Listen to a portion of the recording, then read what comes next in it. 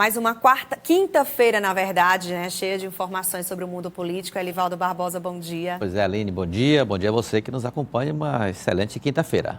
Vamos falar sobre decisões, definições do PSD para a eleição em Teresina, né? Então, Aline, olha, o PSD é um partido, já até comentávamos isso esta semana, e tem aí vários caminhos, desde uma aliança que ainda existe com a Prefeitura de Teresina através da presença no primeiro escalão do vereador Renato Berger, até ainda a possibilidade de uma candidatura própria com o deputado federal Marcos Aurélio Sampaio. Porém, uma tendência que cresce muito no partido é de apoio ao petista Fábio Novo já no primeiro turno da eleição. Tese, inclusive, que já é puxada pelo Diretório Municipal. A Paula Sampaio, Aline, conversou com o vereador Vinícius Ferreira. Ele é o presidente do Diretório Municipal do PSD, que pede agilidade na sigla para definir logo esse caminho do partido, para não trazer prejuízos, inclusive, à estratégia da chapa para concorrer a mandatos na Câmara Municipal.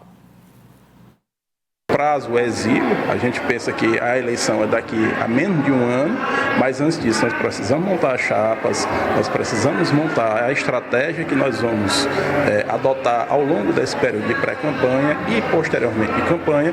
Então nós queríamos uma definição dele, uma definição do Marcos, no sentido de que ele liberasse a chapa proporcional, para buscar uma alternativa. Então foi essa conversa. E posteriormente tive uma conversa com o deputado Fábio Novo. Agora, o que é que nós estamos aguardando? É a definição do Diretório Estadual, porque nós não tomamos nenhuma definição, nenhuma posição sem autorização do Diretório Estadual. Então, essa definição para ele precisa sair logo, porque está todo mundo se movimentando, né? Claro. Então, o partido fica ali parado, tem dificuldade, porque tem um cenário, é possível formar uma chapa mais competitiva, mais atraente. Outro cenário, talvez nem tanto. É por isso que a preocupação do vereador Vinícius Ferreira faz sentido, porque todos os partidos, como você disse, Aline, estão se movimentando e requer, então, essa decisão a mais antecipada possível. Elivaldo, ainda sobre esse contexto... Em 24 horas as coisas mudam muito, né, na política.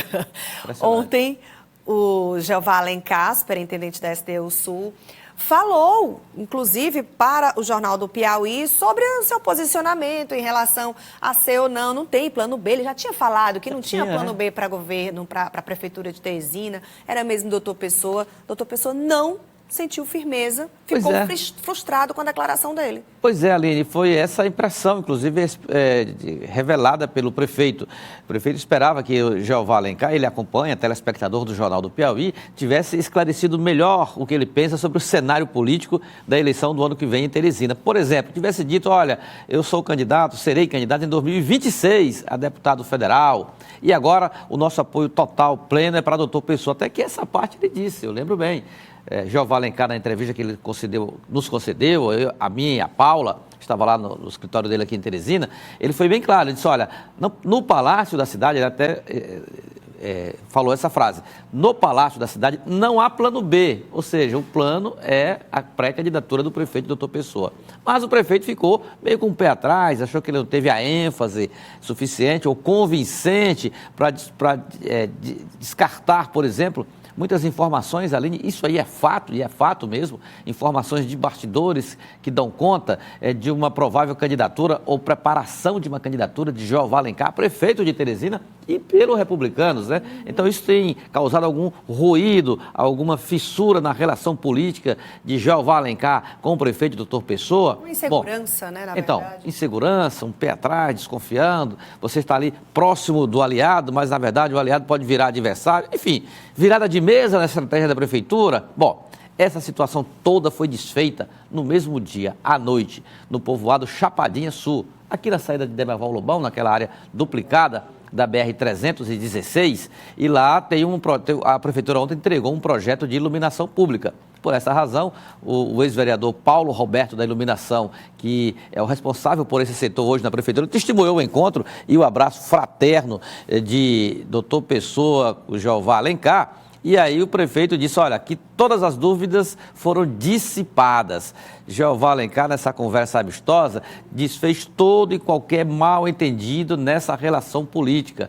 Não há nenhum tipo de ameaça à relação dos dois. O pré-candidato é consolidado, republicanos em Teresina tem o comando pleno político do prefeito Dr. Pessoa. Então, não há nenhum tipo de dúvidas em relação a Jeová Alencar, Dr. Pessoa, Jeová Alencar. Segundo o gestor e informações desse evento aí que teve no povoado Chapadinha Sul, Aline, Jeová Alencar topa até ser vice do prefeito Dr. Pessoa numa eventual composição com o nome da casa, digamos assim, para essa composição majoritária. Mas é claro que essa decisão não existe ainda, não tem nenhuma decisão tomada sobre a composição majoritária. O fato é que não há nenhuma ameaça na estabilidade da relação política e pessoal envolvendo o prefeito e o deputado estadual.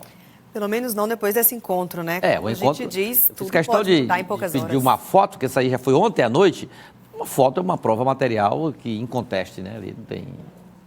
incontestável, não tem o que dizer, né? No cenário nacional, agora a gente vai falar sobre reforma tributária. Pode ter mudanças por aí, né? Pois é, Aline, ontem o senador Eduardo Braga, que é do MDB do Amazonas, ele apresentou o relatório da PEC, proposta de emenda à Constituição, que trata da reforma tributária. Essa matéria já está no Senado, foi aprovada na Câmara em julho e agora começa a andar com mais rapidez no Senado Federal. E nesse encontro de ontem, o senador apresentou o relatório, Eduardo Braga, e nesse relatório, Aline, mudanças foram feitas em relação ao projeto que foi aprovado lá, a PEC que foi aprovada na Câmara. Com isso, ela terá que voltar à Câmara caso seja aprovada como está lá no relatório. A perspectiva é que a votação na Comissão de Constituição e Justiça ocorra no dia 7 de novembro. E a votação 2 dias depois, ou seja, até a primeira quinzena de novembro, o texto é enviado novamente à Câmara porque houve mudança, principalmente no Fundo Nacional de Desenvolvimento Regional, que trata exatamente de uma compensação aos estados para pôr fim à guerra fiscal, aquela história dos impostos mais atraentes para atrair empresas. Então, isso acaba no Brasil, mas com isso os estados com o maior desequilíbrio, Nordeste e Norte, terão maior participação desse fundo, que passa a ser de 60 bilhões de reais. Essa talvez seja a principal mudança, além de concessões maiores, de descontos de alíquotas dos impostos, a contribuição federal e o imposto estadual, que só serão 2 apenas, para categorias profissionais, como médicos e advogados. Bom, essas mudanças sendo aprovadas no Senado, voltarão para a Câmara para, quem sabe, fecharmos o ano de 2023 com essa tão sonhada e esperada reforma tributária que possa atender minimamente às necessidades da retomada do desenvolvimento nacional, econômico nacional. Aline. Ainda sobre Brasília, mudanças na Caixa Econômica e menos uma mulher no governo Lula. É a terceira mulher que cai na equipe do presidente Lula. Começou com Daniela Carneiro, no Ministério do Turismo, recentemente Ana Moser, no Ministério dos Esportes, e agora Rita Serrano. Ela não é mais a presidente da Caixa Econômica Federal. A exoneração saiu ontem e já com a posse do novo presidente da Caixa Econômica Federal, que é um servidor de carreira da instituição, né? Carlos Antônio Vieira Fernandes. Já foi, inclusive, auxiliar do Ministério das Cidades, no governo Dilma, lá atrás, representando o Centrão. Essa indicação é do Centrão, mais precisamente com as digitais do presidente da Câmara, Arthur Lira. Perde o governo federal na ótica petista, perde bastante pelo suporte que é a Caixa Econômica Federal. Mas ganha o governo federal também, o governo Lula, na governabilidade na relação com o Congresso Nacional. Ontem mesmo aprovou na Câmara aquele imposto sobre as grandes fortunas. Isso já é, quem sabe, offshores. Isso já é, quem sabe, uma resposta rápida, imediata, no mesmo dia de pretensões do governo que dependem do Congresso Nacional, especialmente da Câmara Federal. Agora, o Centrão é ruim de mulher, né? Porque já é o terceiro ministério indicado pelo Centrão, nenhuma mulher. Margarete Coelho chegou a ser cotada também, chegou a ser cotada. É um nome que é muito ligado ao presidente Arthur Lira, mas não emplacou. Primeiro, essas instituições bancárias há sempre aquele critério técnico de privilegiar servidor de carreira. Margarete Coelho, ela tem todos os requisitos, é uma grande jurista, foi grande deputada, hoje é diretora nacional do Sebrae, mas o nome dela não foi para frente e acabou dando lugar a um indicado do Centrão, Arthur, mas um servidor de carreira da Caixa Econômica Federal. Tem alguma saideira para a gente? Olha, tem sim. Para encerrar, Aline, neste final de semana, o PT de Parnaíba deve reunir o Diretório Municipal para dar uma acelerada na posição do partido em relação à estratégia para a eleição da sucessão do prefeito Monsanto na cidade. O PT, que teve uma desistência recente do deputado Florentino Neto, agora está sem candidato. Aliás, tem o pré-candidato Rubens Vieira, mas não tem assim uma definição, uma batida de martelo nessa estratégia. Há uma grande expectativa, principalmente no MDB, do deputado estadual Dr. Hélio Oliveira, que espera a formalização desse apoio. O PT promete acelerar essa discussão interna neste final de semana, lá em Parnaíba, no encontro do Diretório Municipal. Antes de você ir, olha só, a Universidade Federal do Delta do Parnaíba definiu a lista tríplice, com os nomes indicados para a reitoria da instituição entre 2024 e 2028. A lista foi formada em uma reunião do Conselho Universitário que se baseou na consulta acadêmica, onde estudantes, professores e servidores participaram da votação.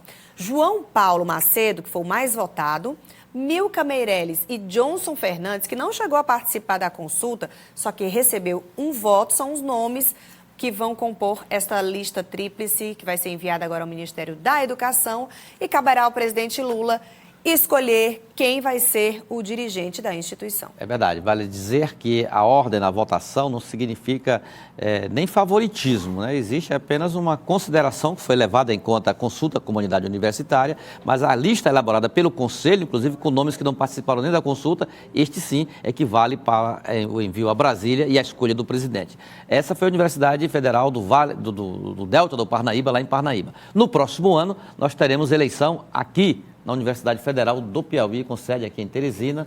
O reitor Gildásio Guedes é o atual reitor, pode disputar a reeleição, mas essa eleição promete, viu, Aline? Promete, é muito política lá. Demais.